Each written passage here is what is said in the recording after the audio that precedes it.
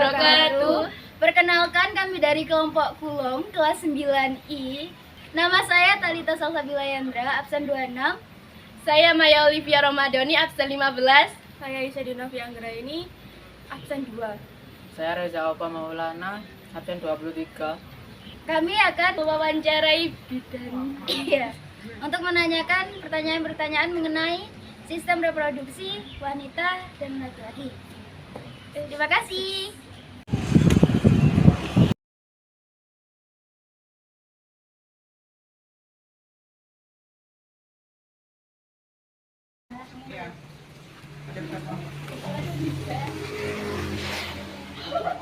Ya, sini silakan. Ya.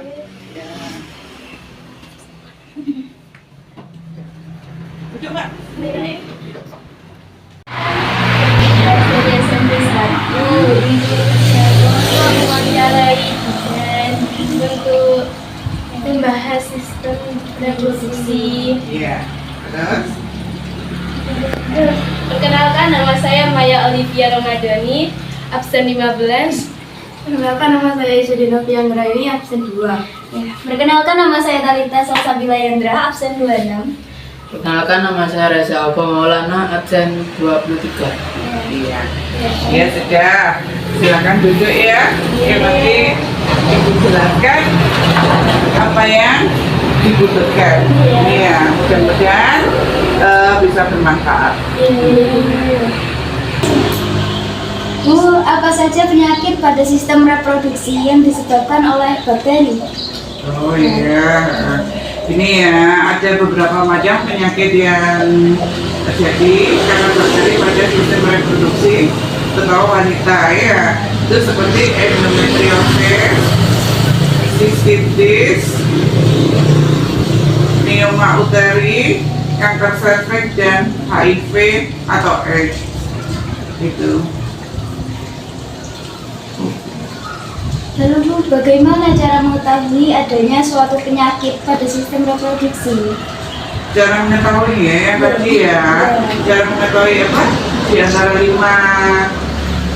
penyakit tadi ya, seperti endometriosis itu ya, ada jaringan yang tumbuh di ovarium. Jadi jaringan itu tumbuh di tempat yang tidak seharusnya, jadi menyebabkan nyeri pada perut. Biasanya kalau membesar ada yang namanya disebut kista, ya.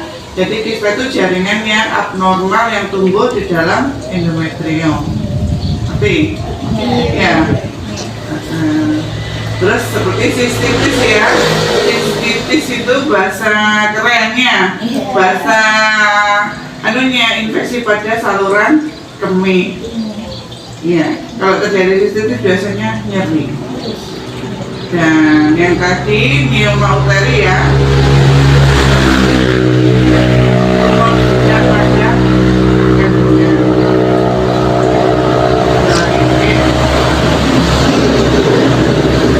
Apa saja yang dapat menyebabkan penyakit pada sistem reproduksi?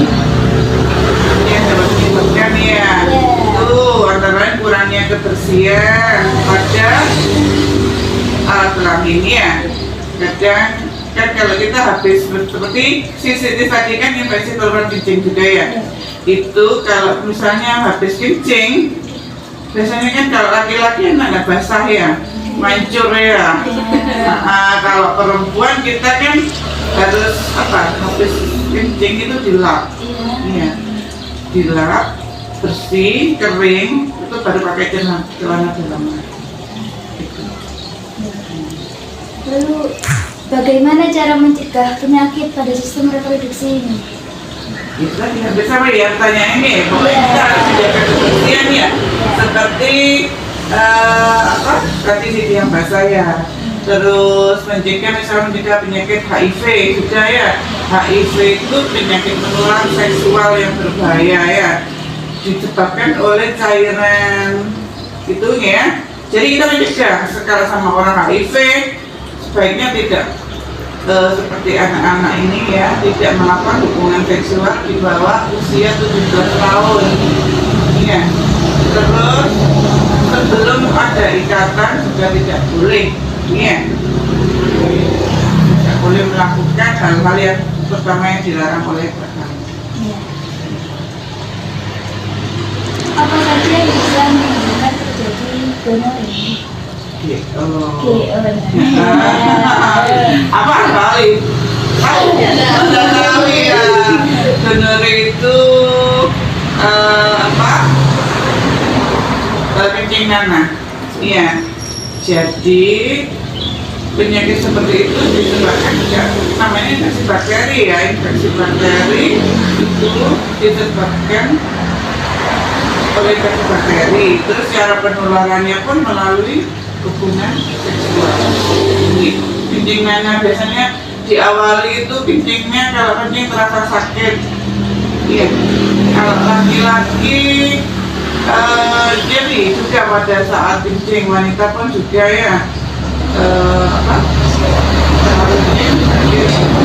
lama-lama kencingnya keluar nanah. Kalau nanah sudah, kalau jalan pakai jalan pasti akan sakit ya. Jalannya akan mogok-mogok pasti. Keputihan merupakan penyakit kelamin yang terjadi pada perempuan. Maka penyakit ini disebabkan oleh apa dan apa ini hal yang normal.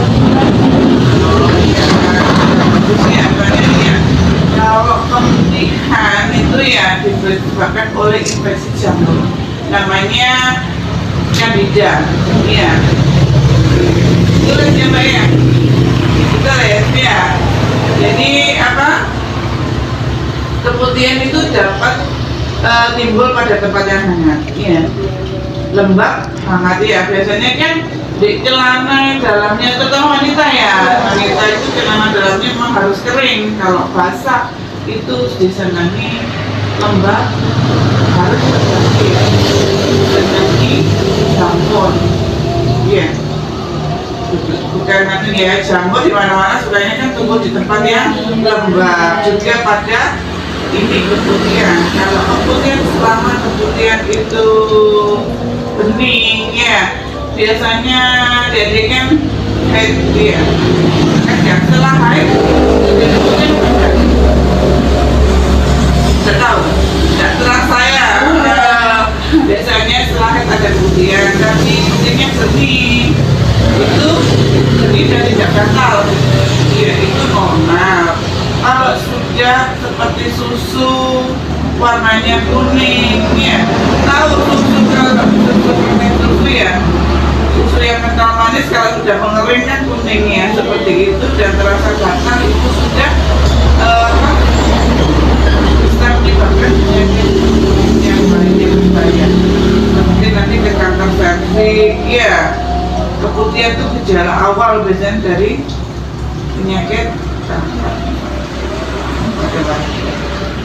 Iya, ya. Ini ya mungkin apa gambarnya ya? Saya beritahu. Ini gambarnya ya. Iya. Coba kau lihat ya.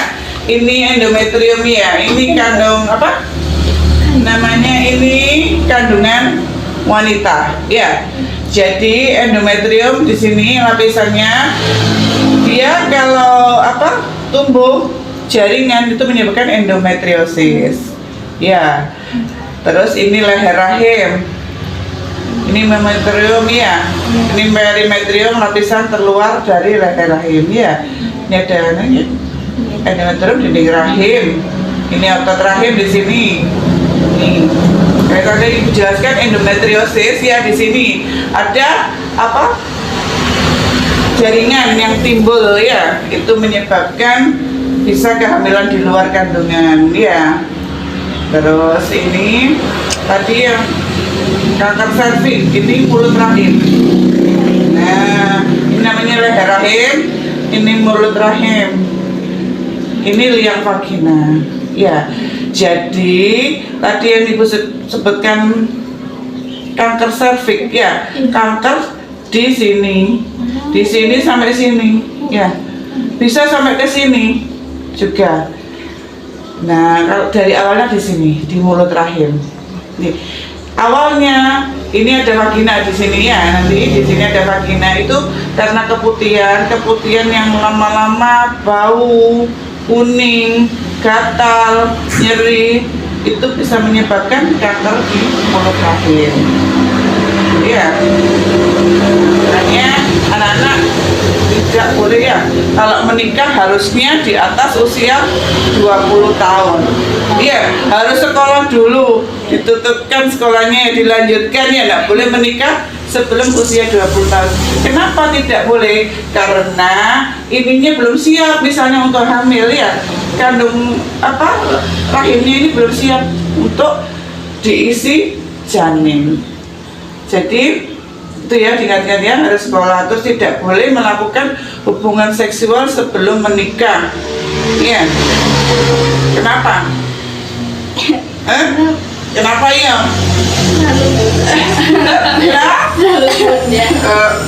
Ya, yang pertama apa? Kalau di luar nikah kan tidak dilarang oleh agama.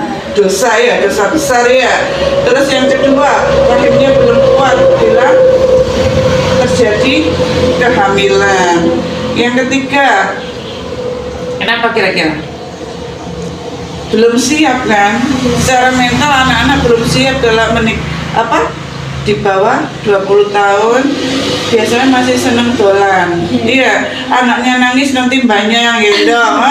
Bu, anak ini ya, nanti anaknya ditinggal main ya. Terus karena sering-sering main, biasanya laki-lakinya juga masih belum bekerja ya. Jadi harus sah ya kalau mau hamil. Ya.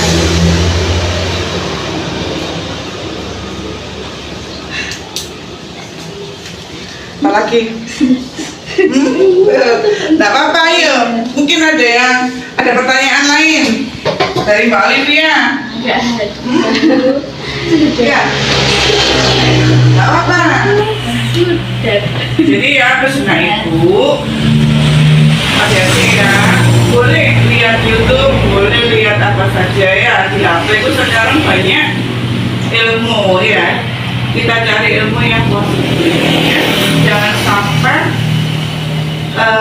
ikut-ikut pergaulan bebas ya, seperti tadi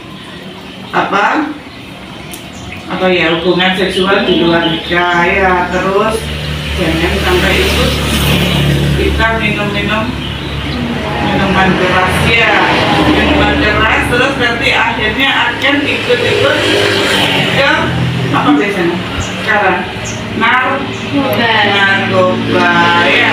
Narkoba itu juga memakai, biasanya ada yang diminum, ada yang lewat jarum suntik ya. Nah, kalau lewat jarum suntik, kalau diminum mungkin minum sendiri ya. Kalau jarum suntik biasanya pada pemakai alat jarum suntik harusnya 1 kali suntik dibuat ya. Kalau seperti itu dipakai rame-rame biasanya sampingan. Ada jenis yang namanya disuntikkan, itu bisa fly ya. Jadi kalau disuntikkan pemakaiannya berkali-kali, ganti-ganti. Disuntik satu jarum suntik untuk beberapa orang, misalnya satu orang terkena HIV atau VO ya, itu bisa menular lewat jarum suntik ya.